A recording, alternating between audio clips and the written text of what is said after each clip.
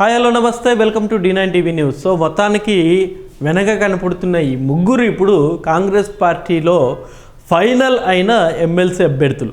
ఇవాళ last nomination day. So ఇవాళ వీళ్ళు నామినేషన్ వేయబోతున్నారు. నామినేషన్ వేసిన వెంటనే ఎలాగో కాంగ్రెస్ పార్టీకి సంఖ్యాబలం ఉంది కాబట్టి ఎమ్మెల్యే కోటాలో వీళ్ళు ఆబ్వియస్లీ ఈజీగా గెలిచేస్తారు.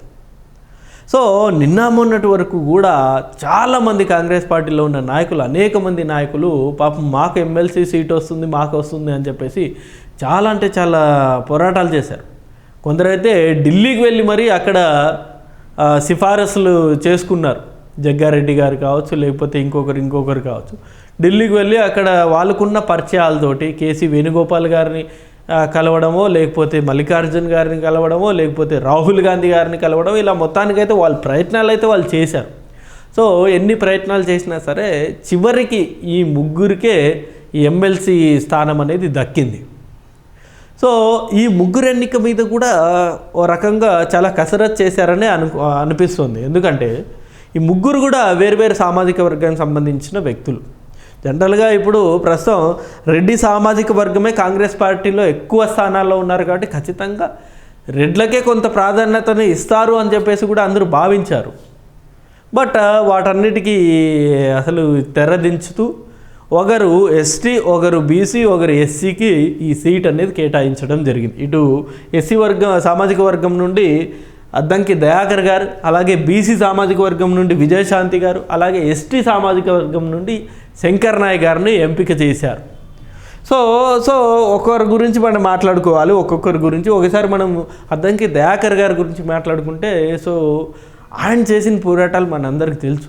గతంలో బీఆర్ఎస్ పార్టీ అధికారంలో ఉన్నప్పుడు కాంగ్రెస్ పార్టీని ఎలాగైనా సరే లేకుండా చేయాలి, కాంగ్రెస్ పార్టీని ఎలాగైనా సరే తొక్కేయాలి అని చెప్పేసి ప్రయత్నాలు చేశారు. కాంగ్రెస్ పార్టీ లీడర్ని ఇబ్బంది పెడితే ఆబ్వియస్లీ కాంగ్రెస్ పార్టీ కూడా కొంత కనుమరుగయ్యే అవకాశం ఉంది అని చెప్పేసి చాలామంది నాయకుల్ని ఇబ్బంది పెట్టే సూచనలు మనంలో చూసాం, ఆ ప్రయత్నాలు మనం చూసాం. బట్ అలాంటి సమయాల్లో కూడా అద్దంకి దయాకర్ గారు ఎక్కడే కానీ వెనుకడిగేయలేదు. ఆయన లేదు, కాంగ్రెస్ పార్టీకి ఎలాగైనా సరే మళ్ళీ అధికారంలో తీసుకురావాల్సిందే అని చెప్పేసి శతవిధాలు ఆయన పోరాటాలు చేశారు. ఆయన కేసీఆర్ గారు చేసిన అవినీతి మీద, లేకపోతే చేసిన తప్పుల మీద ఆయన ప్రాక్టికల్ నాలెడ్జ్ తోటి కొట్టారు. ఆయన ఏదో బూతులు తిట్టో లేకపోతే విమర్శలు చేసో కాదు, ప్రాక్టికల్ నాలెడ్జ్ తోటి ప్రతి డిబేట్లోనూ జస్ట్ ఆయన ఒక విషయం చెప్పారంటే చాలా డెప్త్ నాలెడ్జ్ తోటి ఆయన చెప్పడం, విమర్శలు చేయడం చూసాం మనం. అంత పవర్ఫుల్ వ్యక్తి ఆయన. సో ఆయనకి గతంలోనే ఎన్నో సందర్భాల్లో ఇక ఎమ్మెల్సీ అయిపోతారు అని చెప్పేసి గతంలోనే అవకాశం ఉన్నా ప్రకటించలేదు ఎందుకోను. సో మొత్తానికైతే ఇప్పుడు ఆయన ఎమ్మెల్సీ అయ్యారు. హోప్ ఇది ఎస్సీ సామాజిక వర్గంలో ప్రతి ఒక్కరు దీన్ని స్వాగతిస్తారు. అండ్ నెక్స్ట్ వచ్చేసి విజయశాంతి గారు. విజయశాంతి గారి గురించి ప్రతి ఒక్కరికి తెలుసు, నటిగా బాగా తెలుసు. బట్ రాజకీయాల్లో వచ్చిన తర్వాత ఆమె ఎందుకో చాలా అంటే చాలా తడబాటు అయింది. సో ఫస్ట్ సొంతంగా పార్టీ పెట్టారు, దాని తర్వాత బీఆర్ఎస్లో జాయిన్ అయ్యారు, దాని తర్వాత బీజేపీలో జాయిన్ అయ్యారు. వీటన్నిటినీ కాదని చెప్పేసి మళ్ళీ కాంగ్రెస్ పార్టీలోకి వచ్చారు. అసలు కీలక సమయాల్లో ఎన్నికలు ఇంకా ముగియడానికి ఇక ప్రీ క్లైమాక్స్ అంటారు కదా, ఆ ప్రీ క్లైమాక్స్లో కాంగ్రెస్ పార్టీలోకి జాయిన్ అయ్యారు. కాంగ్రెస్ పార్టీలోకి జాయిన్ అయిన తర్వాత ఆమె కేసీఆర్ గారి మీద, ప్రజల్లో ఆయన చేస్తున్న అవినీతి లేకపోతే ఆయన చేస్తున్న అక్రమాల మీద ప్రజల్లో కొంత అవేర్నెస్ క్రియేట్ చేయగలిగారు. ఆమెకున్న చరిష్మా కొంత యూజ్ అయ్యింది కాంగ్రెస్ పార్టీ. సో ఆమె కూడా ఎంతో కొంత కాంగ్రెస్ పార్టీ విజయానికి తోడ్పాటు ఇచ్చింది కాబట్టి ఆమెకు కూడా ఇప్పుడు కాంగ్రెస్ పార్టీ ఎమ్మెల్సీ ఇచ్చి గౌరవించింది.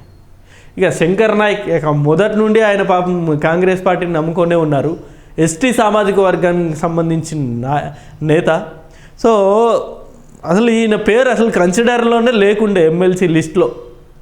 సో అలాంటి వ్యక్తికి ఇప్పుడు కాంగ్రెస్ పార్టీ పట్టం కట్టిందంటే ఓ రకంగా గొప్ప అనే చెప్పుకోవాలి. ఎందుకంటే ఇలాంటి వ్యక్తులు ఇప్పటికీ స్టిల్ కాంగ్రెస్ పార్టీని నమ్ముకొని ఉన్నారు. ఏదో ఒక్క రోజు మాకు కాంగ్రెస్ పార్టీ న్యాయం చేస్తుంది అని చెప్పేసి. సో వీళ్ళు పెట్టుకున్న నమ్మకానికి వాళ్ళ కాంగ్రెస్ పార్టీ వాళ్ళకి న్యాయం చేసిందనే అనుకోవాలి. ఇక మనం ఒకసారి చూసుకుంటే ఇక మొత్తం 5 స్థానాలు కదా, 5 స్థానాల్లో కాంగ్రెస్ పార్టీకి వచ్చేసి 3 స్థానాలు దక్కాయి. పొత్తు ధర్మం ప్రకారం ఒక స్థానం అనేది సిపిఐకి ఇవ్వాల్సిన పరిస్థితి ఏర్పడిపోయింది. సో ఆబ్వియస్లీ ఆ ఒక్క స్థానం సిపిఐ అభ్యర్థికి నెల్లికంటి సత్యంకి ఇచ్చారు గతంలో రేవంత్ రెడ్డి గారు ఇచ్చిన హామీ ప్రకారం. సో ఆయన ఇప్పుడు కాంగ్రెస్ పార్టీ మద్దతుతోటి, కాంగ్రెస్ పార్టీ ఎమ్మెల్యేల బలంతో ఆయన మళ్ళీ ఇప్పుడు చట్టసభల్లోకి వెళ్ళబోతున్నారు.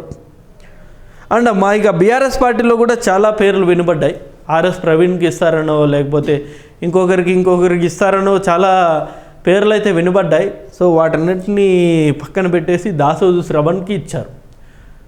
సో ఈయన గతంలో గవర్నర్ కోటాలోనే పాపం ఈయన ఎమ్మెల్సీగా అవ్వాల్సిన వ్యక్తి. బట్ ఏమైందో ఏమో కానీ మొత్తానికి కొన్ని కాంట్రవర్సీస్ అయితే భారీగా జరిగాయి. అప్పుడు గవర్నర్ గారు అసలు వీళ్ళ ఎంపికను అసలు మొత్తాన్ని రిజెక్ట్ చేశారు. రిజెక్ట్ చేసిన తర్వాత వీళ్ళు మళ్ళీ హైకోర్టుకి వెళ్ళడం, హైకోర్టు ఏమో మళ్ళీ గవర్నర్ గారిని రిక్వెస్ట్ లెటర్ పంపడం, మీరు ఎందుకు రిజెక్ట్ చేశారు, అసలు మీరు కారణాలు ఏంటి, మీరు ఎన్ని రోజుల్లో నిర్ణయం తీసుకుని, ఇలాంటి కొన్ని కాంట్రవర్సీస్ అనేవి జరిగినాయి. సో జరిగినప్పటికీను ఎందుకునో అసలు ఆ ఎమ్మెల్సీ ఎంపికనే అప్పుడు పక్కకి జరిగిపోయింది. సో చేసేదేమిలాక పాపం ఆయన స్టిల్ ఇక బీఆర్ఎస్ పార్టీని నమ్ముకొని ఉన్నారు. సో బీఆర్ఎస్ పార్టీని నమ్ముకున్నందుకు నిన్న కేసీఆర్ గారు ఇక దాసో శ్రవణ్ గారిని బీఆర్ఎస్ అభ్యర్థిగా ప్రకటించడం జరిగింది.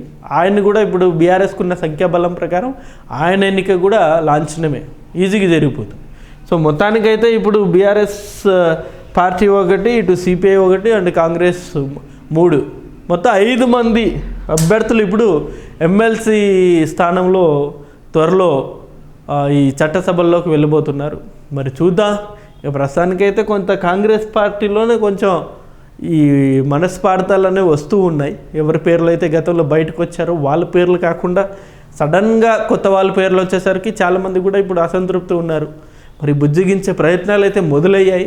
చూద్దాం మరి ఈ ప్రయత్నాలు ఎంతవరకు సక్సెస్ అవుతుందో అండి. ఇది అంశం అండి. ఈ అంశం మీద మీ అభిప్రాయాన్ని కూడా కింద కామెంట్ రూపంలో తెలియజేయండి. Thank you for watching this video. Thank you.